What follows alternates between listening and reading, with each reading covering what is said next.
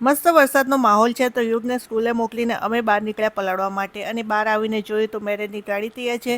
બાજુમાં પડોશીના ઘરે મેરેજ છે. સિમ્પલ છે એટલે હમણાં તો ઘરના સભ્યો જ વિધિ કરશે, પછી સાંજે જઈશું જમવા. ખેર તો અમે નીકળ્યા જુપિટર લઈને અને મસ્ત વરસાદની મજા માણી. હા, એમ વિચાર આવ્યો યુગ હોત તો વધારે મજા આવત, પણ એને તો આ બધી જિંદગી જીવવાની જ છે.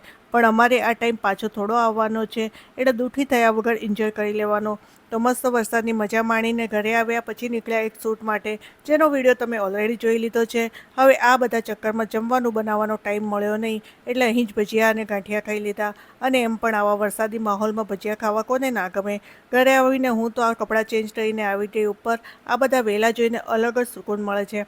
આમ કરતાં સાંજ પડી તો પહેલાં ગયા મેરેજમાં જમવા. ત્યાં હું ફોન લઈ જવાનું ભૂલી ગઈ હતી તો કંઈ શૂટ ના થયું. પછી ગયા લોંગ આંટો મારવા. પછી ઘરે આવીને વિચાર્યું મૂવી નાઇટ કરવાનું, અને એમ પણ સ્કૂલમાં તો રજા આપી જ દીધી છે. તો મૂવી નાઇટ એન્જોય કરવા ભજીયા બનાવ્યા. યુગને ભજીયા ભાવે છે અને સવારે તો એને ખવડાવ્યા નહોતા. તો આવો રહ્યો આજનો દિવસ. બ્લોગ સારો લાગ્યો હોય તો લાઇક, શેર અને કમેન્ટ જરૂર કરજો.